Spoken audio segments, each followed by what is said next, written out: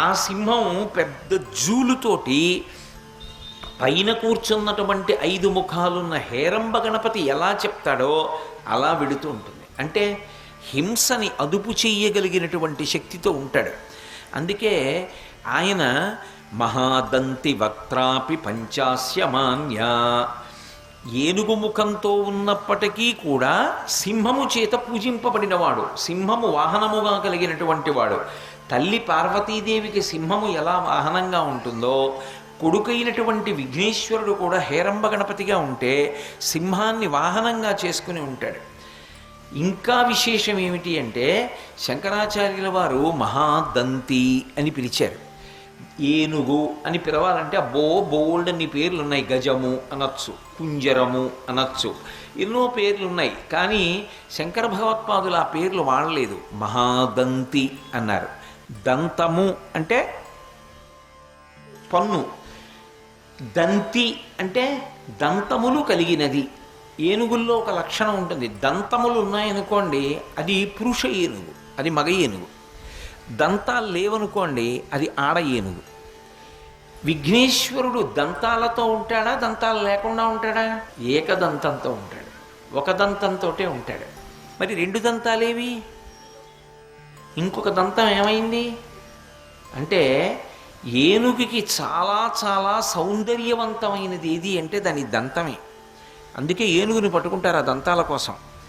మరి ఒక దంతం ఏమైంది? ఎవరైనా విరగ్గొట్టారా? అంతటి మహాబలవంతుడు పరబ్రహ్మస్వరూపము, ఆయన దంతాన్ని విరగ్గొట్టగలిగిన వాడెవరు? ఎవరూ విరగ్గొట్టలేదు. వ్యాసుల వారు మహాభారత రచన చేస్తానన్నాడు. అది పంచమ వేదం. 4 వేదములు ఎలాంటివో అలా 4 వేదముల సారాన్ని పిండి 5వ వేదమైనటువంటి మహాభారతాన్ని తయారు చేస్తాను. ఇది ధర్మార్థ కామమోక్షములనేటటువంటి చతుర్విధ పురుషార్థముల యొక్క సమన్వయంగా రచన చేస్తున్నాను. ఇది చదివితే ఇక చదవవలసినది ఉండదు.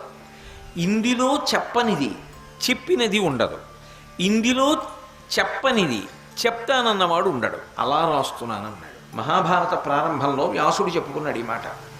ఇందులో చెప్పనిది ఇంకొక చోట చెప్పినది లోకమునందు ఉండదు, ఇంకొక చోట చెప్పినది ఇందులో చెప్పినదే ఉంటుంది.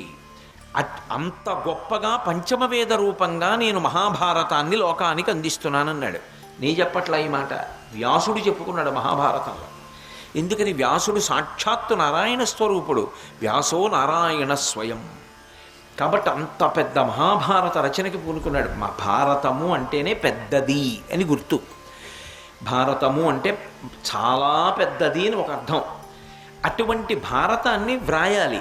ఎలా వ్రాయాలి అంటే వ్యాసుల వారు ఆపే వరకు చేయి పెడుతోందండి అనకూడదు, లేకపోతే సిరా అయిపోయిందండి అనకూడదు, ఘంటానికి ముళ్ళు విరిగిపోయిందండి అనకూడదు. ఆయన చెప్తున్నంతసేపు వ్రాస్తూనే ఉండాలి. ఎవరు అలా వ్రాయగలిగిన వాడని అడిగారు. ఎవరూ ముందుకు రాలేదు. అమ్మ బాబోయ్ మేమెక్కడ రాయగలం, మా వల్ల కాదన్నారు. వ్యాసుల వారు ఒకసారి కూర్చుంటే కొన్ని నెలలు చెప్తాడు. కొన్ని నెలలు అన్నపానాదులు లేకుండా ఎవరు రాస్తారు? ఒక్క తప్పు రాకూడదు. ఎవరు వ్రాయగలరు? ఏ వ్రాయసగాడు ముందుకు రాలేదు. అప్పుడు విఘ్నేశ్వరుడు ముందుకు వచ్చాడు, నేను వ్రాస్తానన్నాడు. సాక్షాత్ మరి మేనమామ నారాయణమూర్తే కదా వ్యాసుడిగా వచ్చాడు. మేనల్లుడిగా లోకానికి ఉపకారం చేస్తానన్నాడు. నువ్వింత ఉపకారం చేస్తున్నావు, నేను ఆ ఉపకారంలో పాత్ర తీసుకుంటాను, నేను వ్రాస్తా మహాభారతాన్ని, చెప్పు ఎంత చెప్తావు అన్నాడు. మొదలు పెట్టమన్నాడు. ఆయన చెప్తుంటే వ్రాస్తున్నప్పుడు అరిగిపోనటువంటి ఘంటం కావాలి. దేని మీద వ్రాస్తారు? మన కాగితాల మీద వ్రాయరు, దాన్ని తాటాకు మీద రాస్తారు. తాటాకు మీద వ్రాసేటప్పుడు మీరు ఎప్పుడైనా తాళపత్ర గ్రంథం చూశారో లేదో నాకు తెలియదు, చిన్న చిన్న చిన్న చిన్న కన్నాలు పడుతున్నట్టుగా రాస్తారు. అలాగని చిల్లు పడిపోకూడదు, చిన్న కన్నం పడినట్టుగా రాస్తారు. ఇప్పటికీ మీరు తాళపత్ర గ్రంథం తీసుకుని కొద్దిగా దాని మీద శుద్ధ వేసి ఇలా అన్నారనుకోండి, అక్షరాలు సుస్పష్టంగా కనపడతాయి. కాగితమైనా ఓ 50 ఏళ్ళో 70 ఏళ్ళో అయిపోతే చిరిగిపోతుంది. తాళపత్ర గ్రంథం కొన్ని వందల సంవత్సరాల తర్వాత కూడా ఆకు అలాగే ఉంటుంది. మూషిక వాహన మునిజన భావన నీ పదమే శరణు, నీ పదమే శరణు. విజయ ప్రదాయక విఘ్న వినాయక నీ పదమే శరణు, నీ పదమే శరణు.